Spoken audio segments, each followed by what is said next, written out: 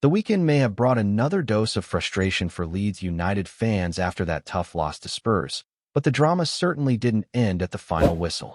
Now, the Football Association has stepped in and officially launched an investigation into two separate incidents that occurred at Elland Road. This isn't just about what happened on the pitch, it's about what happened around it, and Leeds could be facing some serious consequences. Let's break down what went down. First, there was the bizarre moment when a vape was thrown at Spurs defender Christian Romero. Instead of reacting angrily, Romero played it cool. He even joked about it, pretending to puff on the device before tossing it away.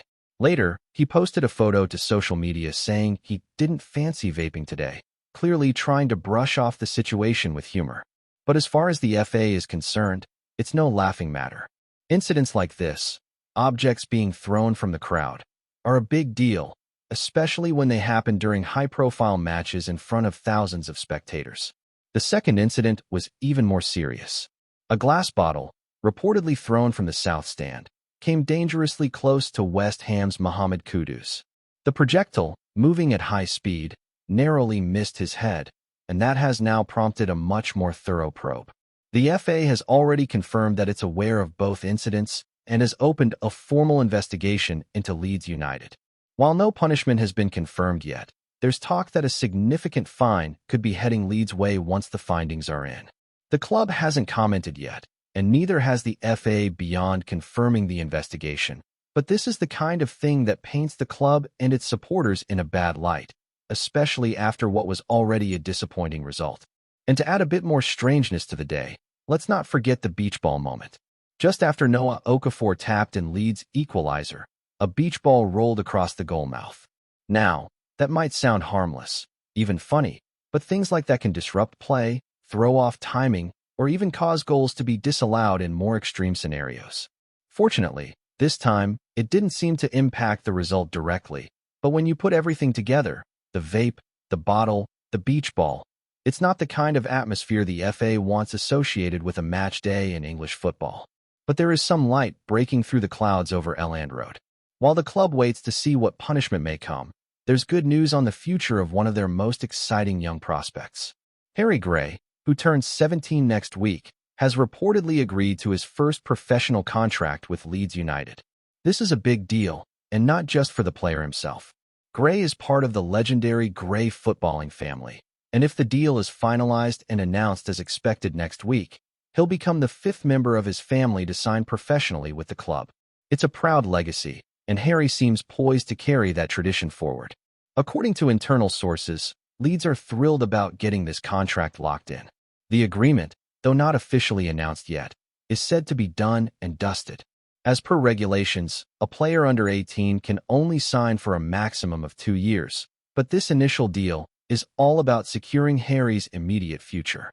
When he turns 18, the club is expected to offer him a much longer and more lucrative contract, which would help fend off growing interest from other Premier League sides like Tottenham, Aston Villa, and Manchester City.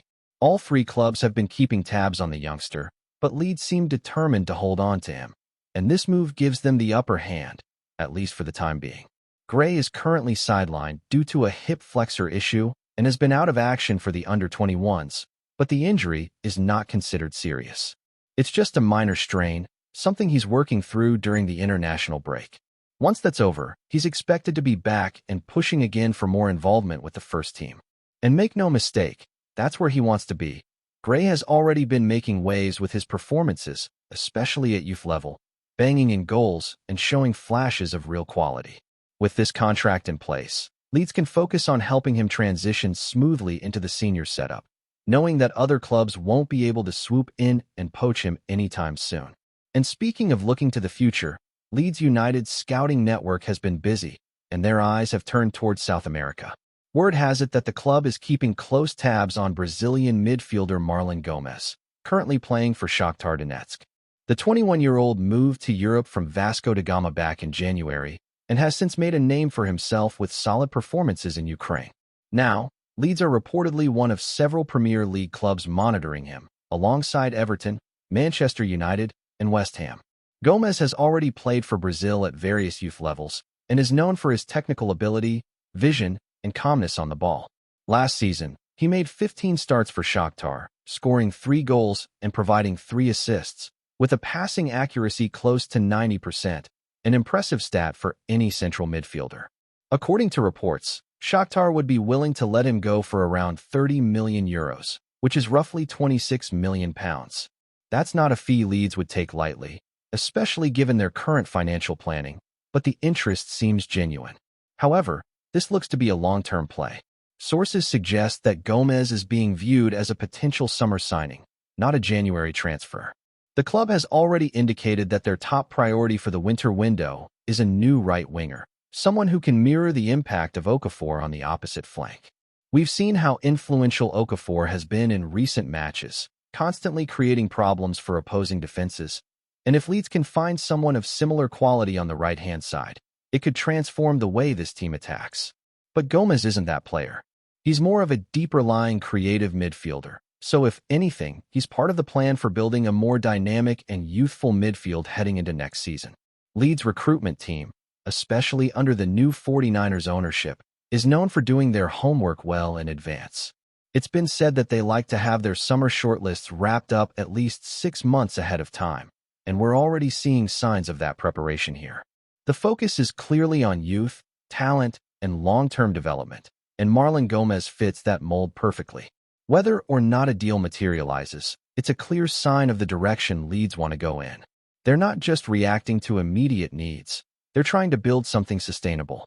Meanwhile, let's talk about what some of the club's loanees have been up to, because while not all of them are setting the world on fire, there are definitely some promising developments. Isaac Schmidt made a solid cameo off the bench for Werder Bremen in their 1-0 win over St. Pauli, showing signs of progress after a quieter performance the previous week.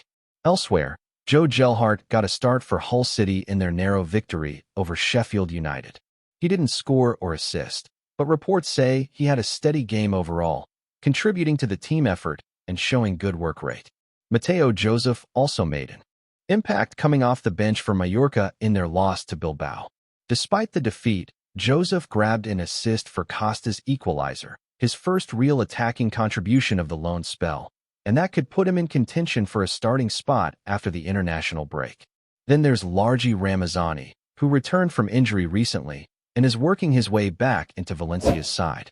He came on late in their match, but couldn't change the outcome as they fell 2-0 to Girona. One name that remains a bit of a mystery, though, is Charlie Crew. He's been absent from Doncaster's matchday squads for the last 2 weeks, with no official explanation given. His last appearance came back on September 20th against Wimbledon, and since then, he's been missing in action. Interestingly, he has still been selected for Wales under-21 duty, so he appears to be fit and available. That raises questions about what's happening behind the scenes at Doncaster. Is it a tactical decision? A disagreement? We don't know yet, but it's something to keep an eye on. And finally, there's Rory Mahady, another young talent whose situation is a little unusual. Mahady went out on a short-term youth loan to Scunthorpe recently and impressed immediately, even earning a standing ovation and making the National League's Team of the Week. But despite that, he wasn't named in Scunthorpe's squad this past weekend and instead turned out for Leeds under-21s again. According to the rules, players on youth loans are allowed to appear for both their loan and parent clubs, but it's still unclear why he missed that game. Perhaps it was a one-off arrangement, or maybe the loan was purely emergency cover. Either way, fans are hoping he gets more chances to play senior football, because at just 18, regular match experience is far more valuable than youth team minutes.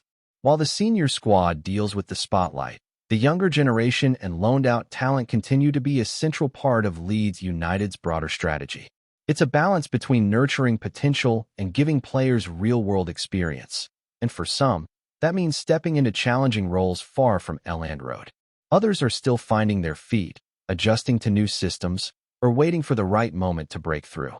But every performance, good or bad, adds another layer to the picture Leeds are building for the future. Let's circle back to Mateo Joseph for a moment. His assist for Mallorca was more than just a stat. It was a signal that the hard work behind the scenes might be starting to pay off. Coming off the bench, impacting a game, showing he can step up when needed. That's exactly the kind of progress Leeds will be hoping to see from all their loanees. If Joseph can build on this, there's every chance he becomes a real contender for first-team minutes next season. And given the way Leeds are planning long-term, it wouldn't be a surprise if they start to shape next summer's squad with him firmly in mind. Similarly, Joe Gelhart's minutes at Hull are crucial for his development.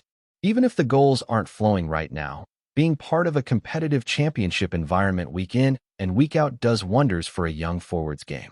He's been through a lot already in his short career, including spells of inconsistency and injury setbacks, but the raw talent has always been there. Now it's about refining that into something consistent and valuable, and Hull could be the perfect place for that transformation to continue. Isaac Schmidt's time in Germany is another one to keep an eye on. Playing in the Bundesliga, even in a limited role, is a test of both ability and character. The physicality, the pace, the tactical demands, it's a different kind of challenge. But if he can make an impression there, it gives him a significant edge when it comes time for Leeds to make decisions about who returns to fight for a place and who might move on permanently. His recent showing against St. Pauli was a step forward, but the key will be backing it up with consistent performances after the break. The Ramazani situation is slightly more complex. He's come back from injury and is trying to regain his spot in Valencia's first team, but with competition for places and the pressure of La Liga football, it's not going to be straightforward. His minutes have been limited, and while he's shown flashes of the quality that got him the move in the first place, he hasn't quite hit that consistent stride yet. Still, being involved, even as a substitute, is better than being out completely. It's up to him now to fight his way back in and show that he deserves a bigger role. And then there's the curiosity around Charlie Crew. The lack of clarity about why he's been missing from Doncaster's squads is frustrating for fans who've followed his progress. He was seen as a solid addition, someone who could get regular minutes and continue his development. But with no injury confirmed and no public explanation, speculation is all we have. His selection for the Wales under-21 side suggests he's fit, so perhaps there's something tactical or contractual behind the scenes. Either way, Leeds will be watching closely. He's a player they've invested in, and his progress, or lack thereof, matters in the bigger picture. But before we continue, don't forget to subscribe to our channel and hit the like button on this video. Your support helps us keep bringing you the latest updates on Leeds United. And make sure to share your thoughts on the news in the comments below. We'd love to hear from you. Erling Haaland has reportedly sent shockwaves through Elland Road after what was, on paper, just another Premier League clash. Sources close to the striker claim that the Norwegian forward, fresh off Manchester City's recent win, dropped a message to Leeds United that's got fans and pundits alike whispering into the night.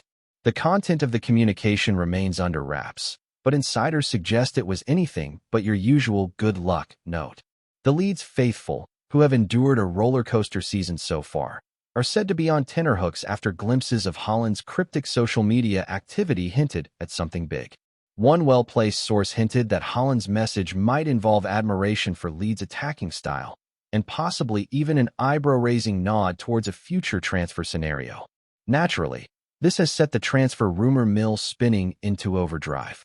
Could the Premier League's most lethal striker be eyeing a switch?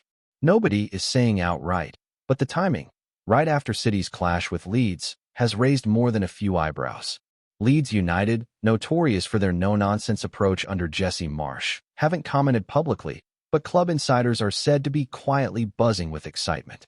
Social media erupted as fans speculated wildly about the nature of Haaland's intentions.